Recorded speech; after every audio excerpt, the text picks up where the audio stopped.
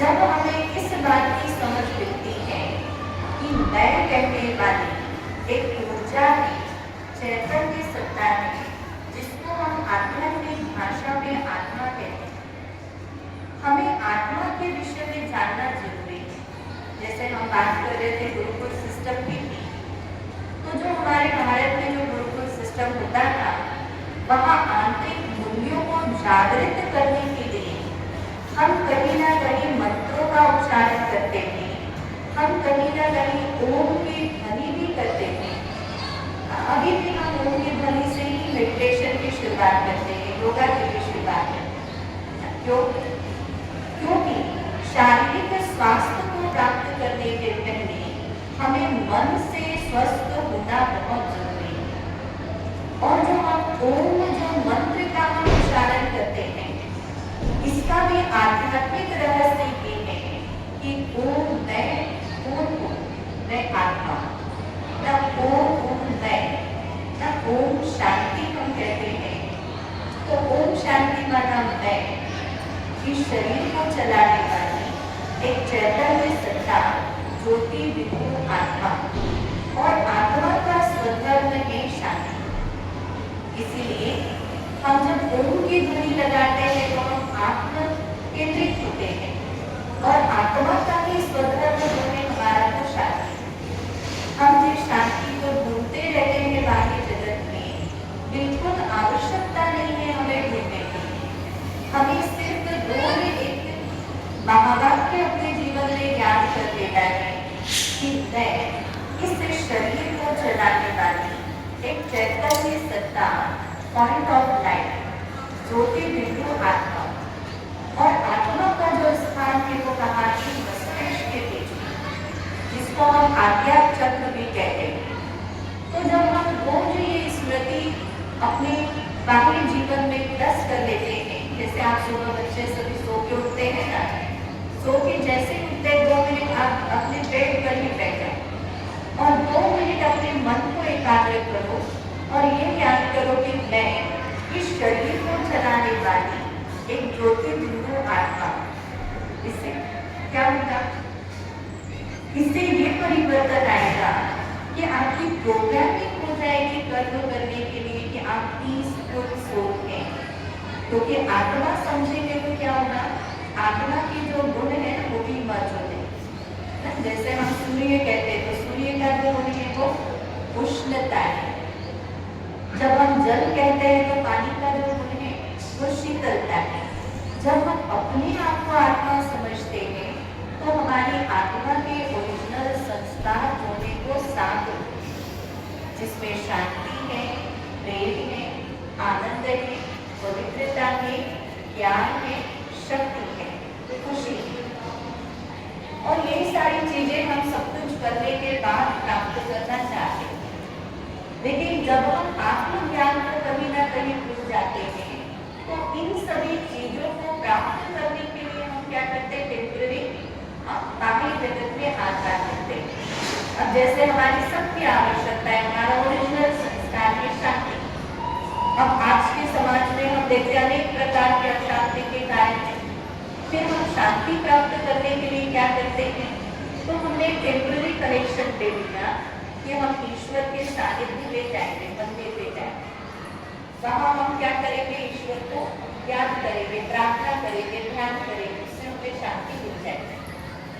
और एक वर्ग ऐसा है जो ईश्वर के अस्तित्व को नहीं भी मानता है या थोड़ा मानता है, लेकिन वो क्या करते हैं, हम वो मन की शांति के लिए कहीं गार्डन में जा रहे हैं, कहीं हिल स्टेशन पे जा रहे हैं, कहीं ना कहीं बाहर हम घूमने का प्रोग्राम बना रहे हैं।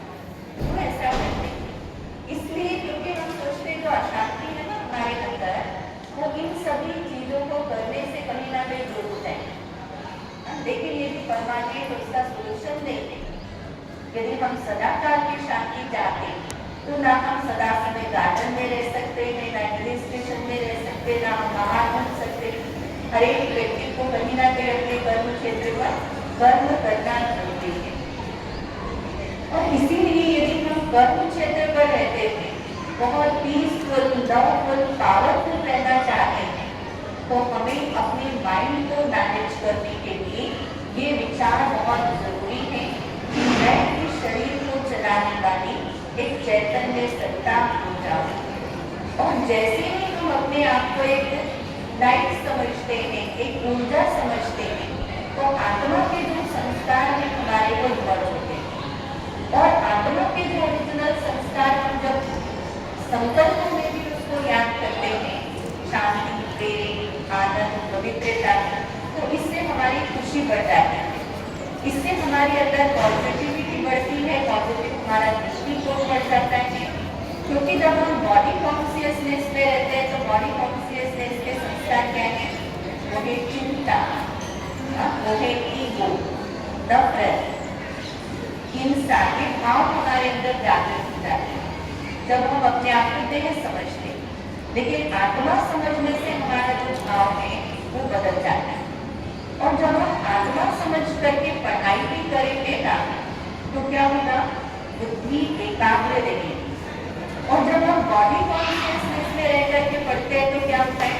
हमारे बहुत सारे बच्चों की शिकायत रहती है कि हम पढ़ना चाहते हैं, हम बहुत कुछ याद रखना चाहते हैं, लेकिन हम भूल जाते हैं। लेकिन हम आपको एक बताएं कि ये बिल्कुल ऐसा नहीं है कि हम कुछ याद रखना चाहते हैं और वो हमें याद नहीं रहता है। एक प्रैक्टिकल घटना हम आपको बताते हैं। एक व्यक्ति था, हर एक के जीवन में भी ये लागू होता है। मान लीजिए आपको यदि कोई ऐसा व्यक्ति मिलता है यात्रा के दौरान जिससे सीट को लेकर के थोड़ा वाद विवाद हो, थोड़ा उससे झगड़ा। अब उस व्यक्ति से जो वाद विवाद हो गया, शब्दों का प्रयोग हो गया, और इस बात उस घटना को घटे हुए मान लीजिए 10 साल। 10 साल के बाद में इसको व्यक्ति अचानक फिर कभी आपके सामने आता है, तो आप में से कितने बच्चे हैं जो उसको भूल जाएंगे, याद ही नहीं आएगा कि ये कौन था? भूलेंगे क्या ऐसे व्यक्ति को? हमारा अनुभव में देखा जाता है कि जिनके साथ अपशब्दों का प्रयोग हुआ, वाद विवाद हुआ, थोड़ा झगड़ा, वो व्यक्ति कभी नहीं भूलता है। ना वो स्थान भूलता है, ना वो व्यक्ति भूलता है, ना वो शब्द भूलता है।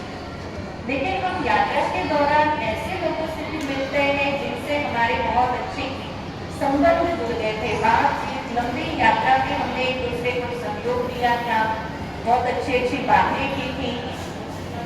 और ऐसा व्यक्ति यदि 10 साल की बात में मिलता है तो क्या करना पड़ता है? उसको याद करने की मेहनत करना पड़ता है। फिर हमारे अंदर इतने विचार आते हैं कि ये कभी मिले थे, हमने इसको कभी देखा है, लेकिन स्पष्ट रूप से याद नहीं आता है कि ये है क्या। बहुत मेहनत करना पड़ता है याद करने। और क्या अच्छी अच्छी बातें हुई थी उसको तो हम पूरा डिलीट कर देते हैं, याद ही नहीं रहती। लेकिन वो जो पहली वाली जो घटना होती है जिसमें अपशब्दों का प्रयोग, तो प्रैक्टिकल ये होता है कि जो नेगेटिव बातें हैं हम वो सारी अपनी जीवन की भी याद रखते हैं। हमारे साथ क्या घटना हुई, किसने हमें क्या बोला, कब हमारा अपमान हुआ, कब ऐसा हुआ। लेकिन अच्छा समय भी हमारे जीवन में होता है तो हम क्या करते हैं? हम उन अनुभूतियों को भूल जाते हैं। और कारण यही है कि हम बॉडी कॉन्शियसनेस में रहते हैं, इसीलिए हमारे जो संस्कार है वो नेगेटिव बनते हैं। हम नेगेटिव बातों को ज़्यादा याद रखते हैं और नेगेटिव घटनाओं का हमें ज़्यादा स्मरण रहता है।